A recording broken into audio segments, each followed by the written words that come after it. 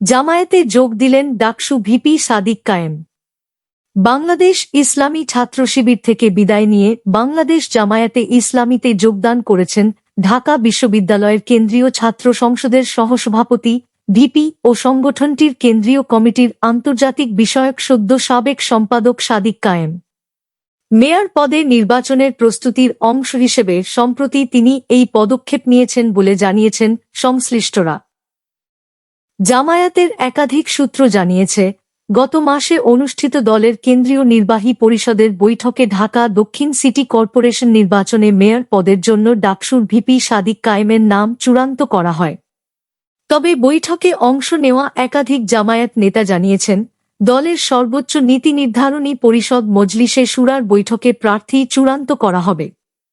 এখন পর্যন্ত কেন্দ্রীয় জামায়াতের পক্ষ থেকে আনুষ্ঠানিকভাবে কোনো প্রার্থীর নাম ঘোষণা করা হয়নি। এর আগে সোমবার 13 জুলাই বিকেলে নিজের ফেসবুক আইডিতে দেওয়া এক পোস্টে ছাত্র শিবিরের দায়িত্ব থেকে বিদায়ের কথা জানান সাদিক কায়েম। ফেসবুক পোস্টে তিনি লেখেন, দেখতে দেখতে দীর্ঘ এক সোনালী অধ্যায়ের সমাপ্তি ঘটল। সংগঠনের স্বাভাবিক প্রক্রিয়ার অংশ হিসেবে ইসলামী ছাত্র শিবির থেকে আজ আমার আনুষ্ঠানিক ছুটি হয়েছে। সবকিছুর জন্য আল্লাহর কাছে অগণিত শুকরিয়া আদায় করছি। জীবনের সবচেয়ে সুন্দর ও প্রোডাক্টিভ সময়গুলো কেটেছে এই কাফেলার সঙ্গে।